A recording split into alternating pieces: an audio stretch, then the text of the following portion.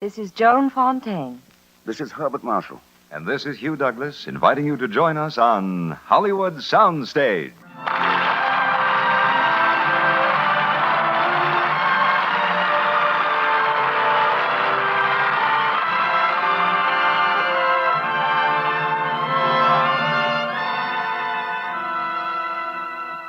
Good evening, ladies and gentlemen, and welcome again. Hollywood Soundstage has a rare treat for you tonight, made possible through the generous cooperation of the entire motion picture industry. Tonight, indeed, we have an added contribution from across the sea. A simple, tender story that might really have happened, and probably did. Hollywood Soundstage is proud to bring you, transcribed, J. Arthur Rank's production, Noel Coward's beloved romance, Brief Encounter, starring Herbert Marshall, Joan Fontaine, and the Screen Guild Players.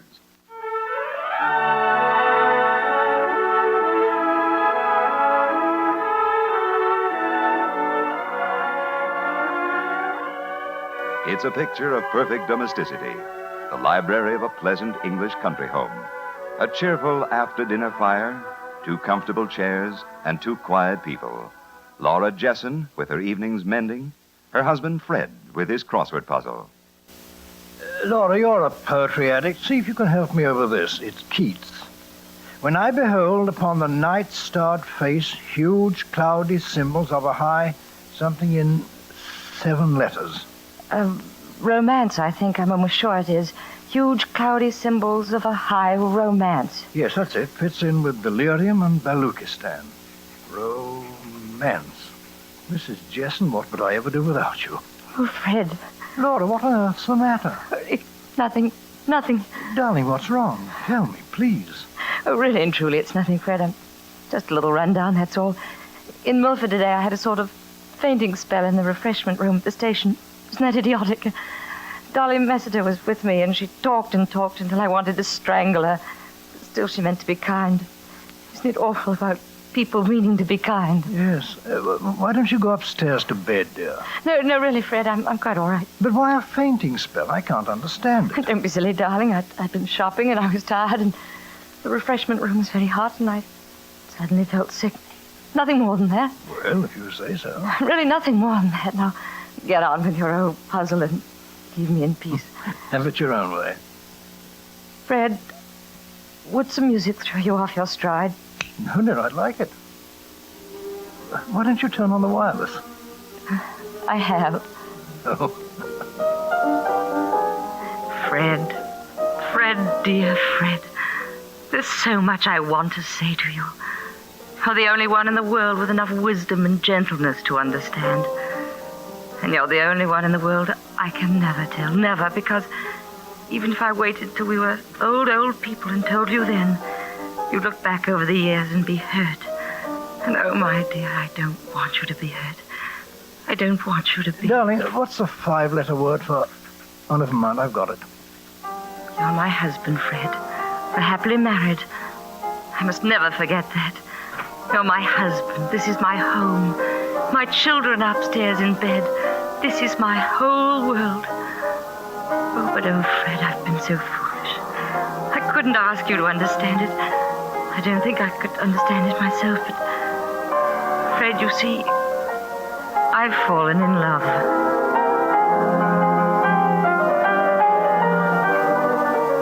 It all started on an ordinary day, in the most ordinary place in the world, the refreshment room at Milford Junction.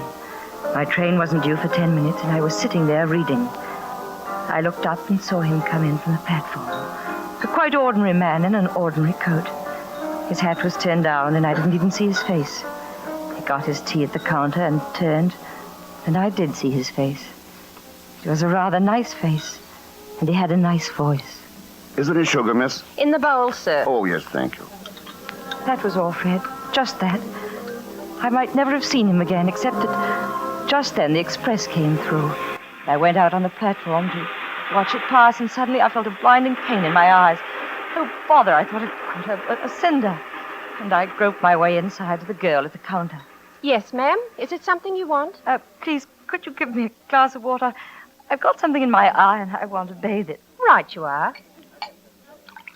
Would you like me to have a look, Mum? Oh, don't trouble. I expect the water will do it. Bit of coal dust, no doubt. can be very nasty. Man I knew lost the sight of one eye through getting a bit of grit in it. Any better, Mum? Afraid not. I beg your pardon. Can I be of any help? Oh, no, please. It's only something in my eye. Won't you let me have a look? I happen to be a doctor. Well, it's very kind of No, you. not at all. Now, if you'll just turn to the light. That's fine. Now then, look up. Down. Holster, I see it. If you lend me your handkerchief. Thank you. There you are. It's out. Oh, what a relief. It was agonizing. How lucky for me that you happened to be here. Oh, anybody could have done it. Yes, but you did, and I'm most grateful. Train now arriving, platform 3 is for Shirley, Lee Green, and Langdon. My train, I'm afraid. Good afternoon. Thank you again. Good afternoon. A little thing like that, Fred. A cinder in my eye. Really, it meant nothing to me. So little that I simply forgot it. That is, I forgot it until the next Thursday. I'd gone into Milford again, as usual, and, darling, I bought your birthday present. A terribly expensive gift, but I wanted you to have it. And having made the plunge, I felt reckless and gay, and I decided to go to the Cordova for lunch. The place was very full, but with a bit of luck, I got a table. And then, just as I sat down, I saw him come in. He looked tired, I thought, and there was nowhere for him to sit. So I smiled and said, "Good morning." Good morning. Oh, how's the eye? Oh, perfectly all right, thanks to you. Oh, there's nothing at all. Forgive me, are you all alone? Yes, I am. Would you mind if I shared your table? There doesn't seem to be anywhere else. I wouldn't mind at all. Please sit down. Thank you. I'm afraid we haven't been introduced properly. My name's Eric Harvey. How do you do? Mine's Laura Jessen. Mrs. or Miss? Mrs. And you're a doctor, aren't you? Well, not a very interesting doctor, just general practice in Shirley. I see. Oh, the music started. Music? Strange, I hadn't recognized it. Really, we shouldn't laugh. They'll see us. You know, there should be a society for the prevention of cruelty to musical instruments. You don't play the piano, I hope. Well, I was forced to as a child. You haven't kept it up. No, my husband isn't musical at all. Good for him. Still, for all you know, I might have had a tremendous, burning, professional talent. Oh, dear, no. Why are you so sure? You're too sane and uncomplicated. Oh, thank you. You come here every Thursday? Yes. Stephen Lynn, the chief physician here, graduated with me. I take over for him once a week. Gives him a chance to go up to London and gives me a chance to study the hospital patients. I see. Do you? Do I what? Well, come here every Thursday? Oh, yes, I do the week's shopping, change my library book, have lunch, and generally go to see a picture. And not very exciting, but it makes a change. Are you going to a picture this afternoon? Yes, How extraordinary, so am I. but I thought you had to be at the hospital. Well, just between ourselves, my stethoscope happens to be last year's model, and they won't let me through the door until I get a new one. How can you be so silly? No, seriously, I did all my work this morning. Would you mind very much if I came to the pictures with you? Well, No, I could sit downstairs and you could sit upstairs. upstairs is too expensive for Oh, me. then perhaps we could... Well, still, I suppose if we each paid our own way. Oh, look here, you can't expect me to let Oh, you... please, I'd so much rather we paid our own. I really would. All right, if you insist. I do insist. Too bad. I'd hoped you were going to treat me.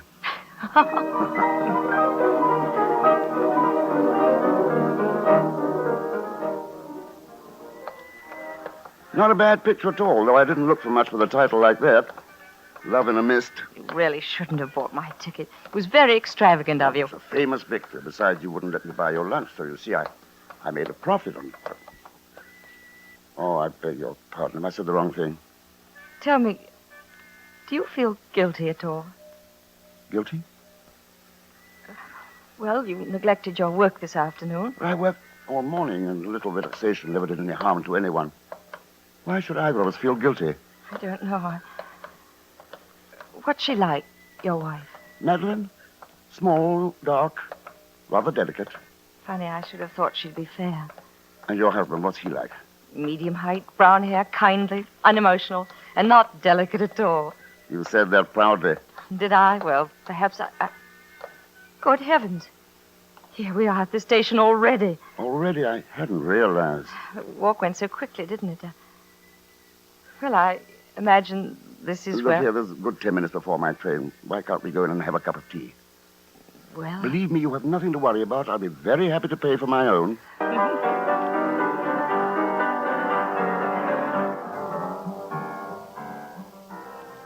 That's how it happened, Fred. It was all so natural and so innocent, sitting there in the refreshment room, talking over a cup of tea. He talked about himself, his practice, what he hoped it would do, and... But then as the minutes passed, he talked faster and faster, almost at random, and I thought, until we heard what we'd both been waiting for. Train now arriving at platform 3 is for Shirley, Lee Green, and Langdon. That's your train. Yes. You mustn't miss it. No. It's been very nice. I enjoyed my afternoon enormously.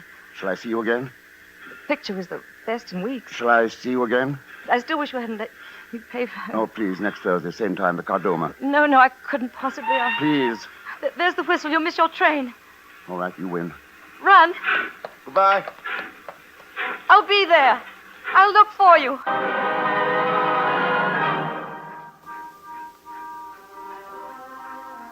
I stood there and I watched his train pull out. And at that moment, the first awful feeling of danger swept over me. But it wasn't until later, when I got home and found you waiting for me, strained and worried as I came in the door. Laura! Oh, thank goodness you're back. Fred, what's the matter? It's all right, old girl, but you must keep calm and not be upset. What is it? What's wrong? It's Bobby. He was knocked down by a car on the way from school. Oh, no! Nothing serious. He was just grazed by the mudguard. The doctor said he won't even miss one day of school. But he's asking for you, Laura. You'd better go up to him. Fred, I felt so awful then, as though the whole thing were my fault, a sort of punishment, a sinister warning. But within the hour, everything had calmed down again. Bobby had gone off to sleep, delighted at being the center of attention. And we were sitting in the library as usual. Very difficult puzzle tonight, Laura. Now, if I could just get this 5-letter word for... Fred. Fred, I had lunch with a strange man today, and he took me to the movies. Good for you. He was awfully nice. He's a doctor. Oh, very noble profession. Laura, it was Richard III who said my kingdom for a horse, wasn't it? Yes, darling. And I wish he hadn't. Spoils 4 other words. You know, I thought we might ask him to dinner one night. By all means. Who? Dr. Harvey, the one I was telling you about. Must it be dinner? Well, you're never home for lunch. Exactly. Oh, Fred.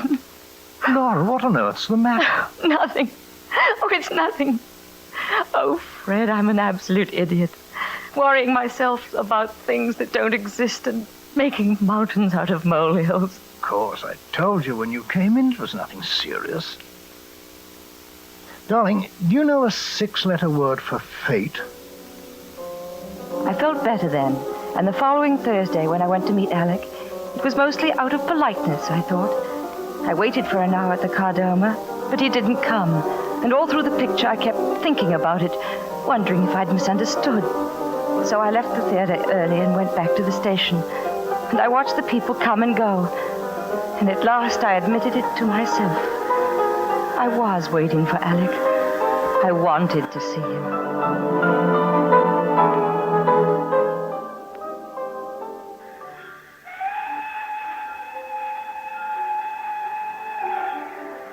And so I waited on the platform. I waited until his train was ready to leave. He wasn't anywhere in sight, and suddenly a wave of panic swept over me. What if he didn't come at all? What if I never saw him again? I couldn't quite understand myself. I felt empty and lost. But just as I was ready to turn away... Oh, there you are. Oh, then you did come. You did wait. Well, I thought perhaps... My dear, I'm so terribly sorry. I was kept at the hospital. The house surgeon had to operate suddenly. Oh, don't bother now. You'll miss your train. I thought of sending a note to you to the Cardoma, but I thought that might embarrass you. The whistle, you'll have to I was hurry. simply frantic. I thought I might never see you again. Oh, dear, the train. You'll have to run for it, quick. Next Thursday, promise? Next Thursday, I promise.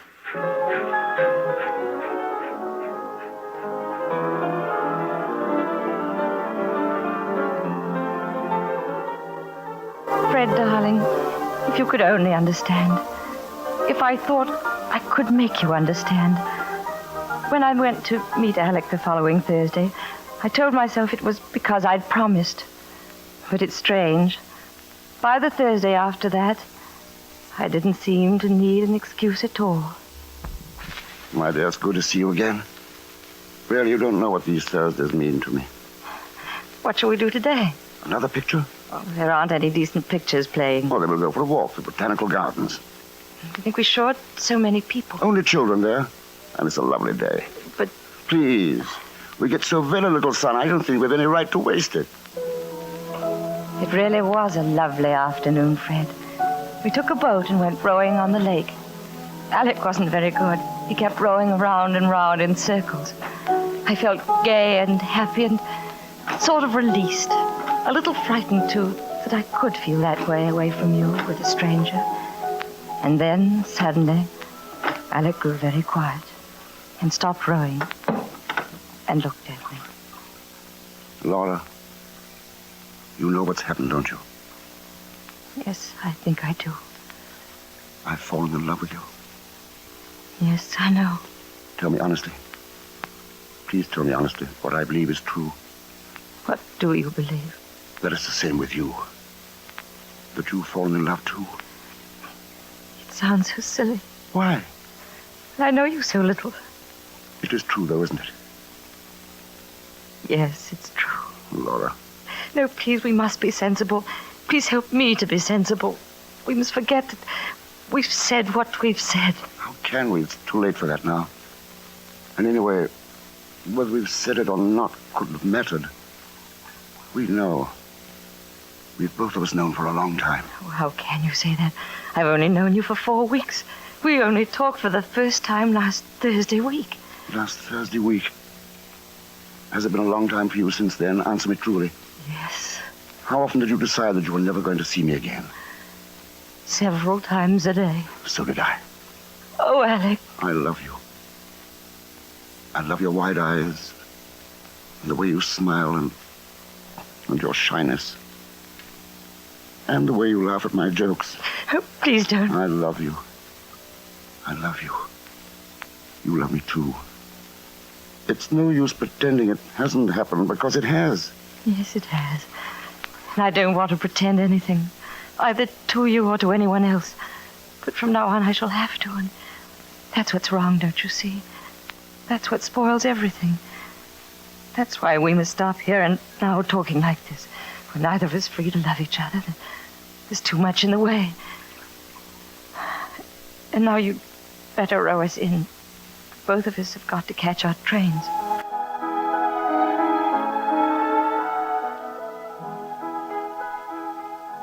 So we went back to the station.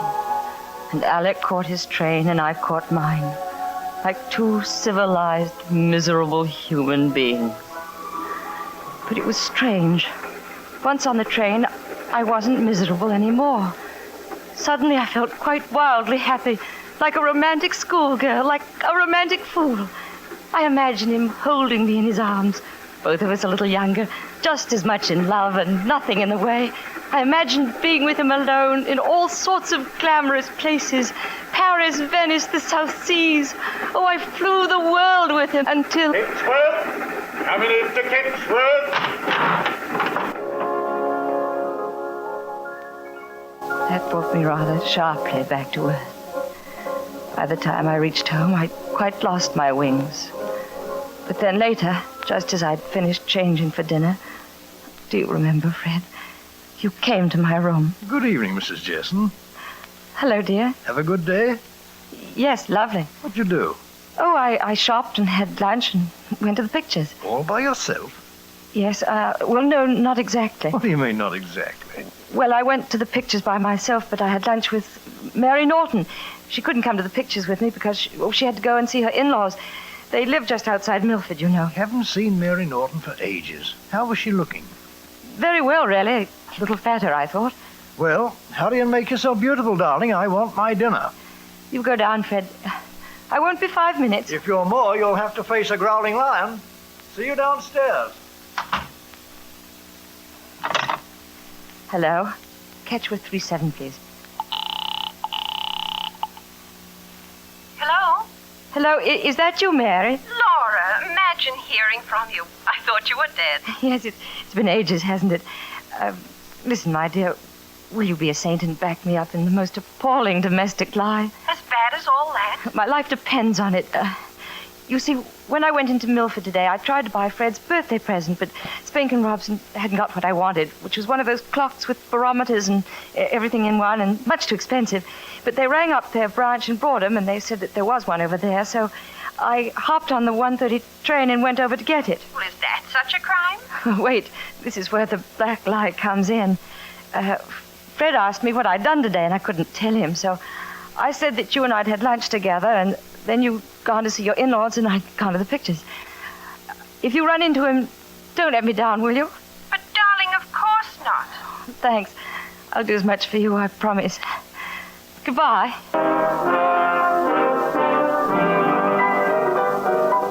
Oh, Fred, that was a horrible evening for me.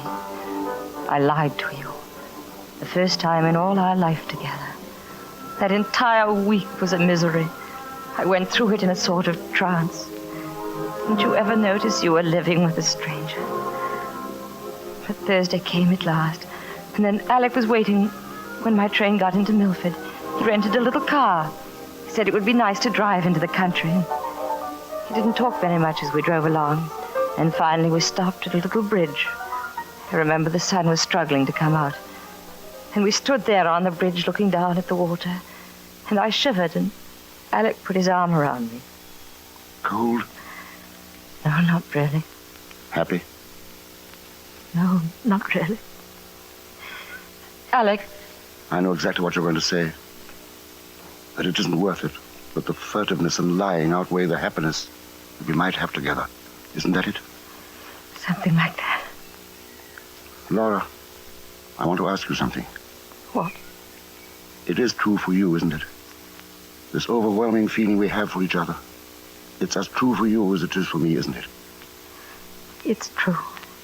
Oh, my dear, my dear. I love you, Laura. I shall always love you. And I can't look at you now because I must tell you something. Laura, I'm going away. Where? A long way away, Africa, Johannesburg. When? Almost immediately.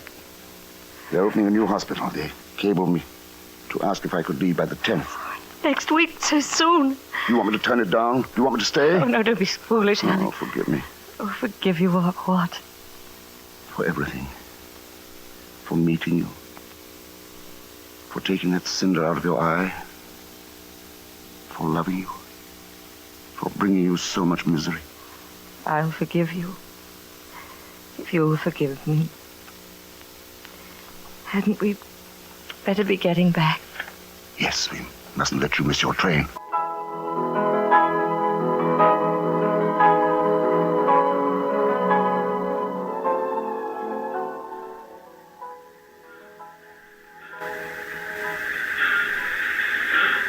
Well, 3 more minutes. That confounded train of mine is always on time. You all right, darling? Yes, I'm quite all right. I wish I could think of something to say. It doesn't matter. Not saying anything, I mean. Do you think we shall ever see each other again? I don't know.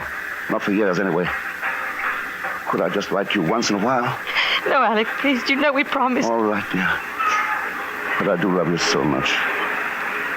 I love you with all my heart and soul. I shall always love you. Train now arriving at platform 3 is for Shirley, Lee Green, and Langdon. Alec, your train is here. It's... Laura Jesson, what a lovely surprise. Alec, go quickly. Darling, goodbye. Oh, Laura, my dear, this is a bit of luck. I haven't seen you for ages. I've been meaning to pop in, but Tony's had measles, you know, and then I had that awful fuss over Phyllis. But of course you don't know, my dear. She left me. Mind you, I never cared for her much, but still Tony did. Tony adored her. But I've always said enough.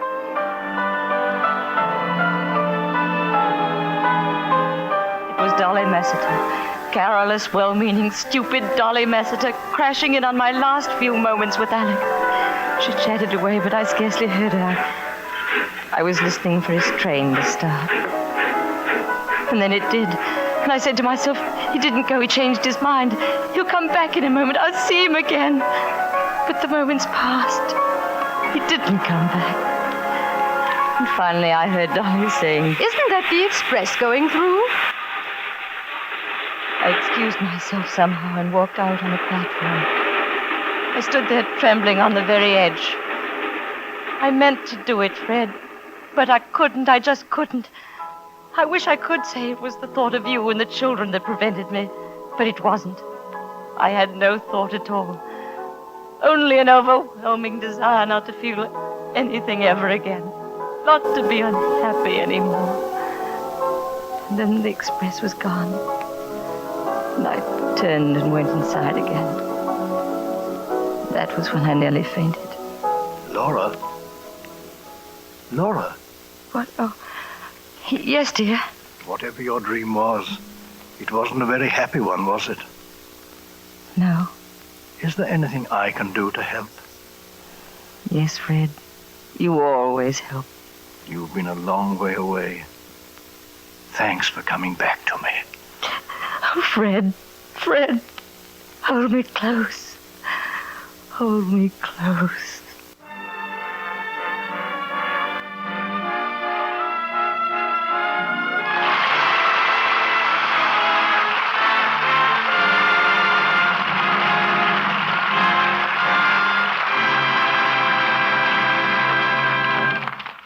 You have been listening to Herbert Marshall, Joan Fontaine, and the Screen Guild Players in Noel Coward's Brief Encounter. And Miss Fontaine, Mr. Marshall, may I say for all of us how beautiful your performances were tonight. Thank you very much, Hugh. I'm sure a performer always likes to hear that, but we're particularly happy if the play went well because this show is very close to our hearts.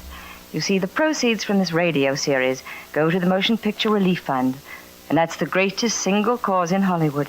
Wouldn't you say so, Bart? Well, yes, if you hadn't said so already, Joan. But really, this is Hollywood's own show.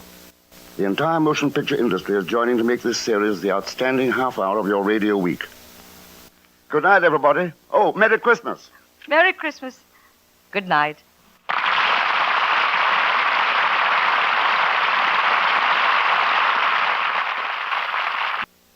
Hollywood Soundstage was transcribed in Hollywood. Our play tonight was adapted and directed by Harry Cronman. Hugh Douglas speaking.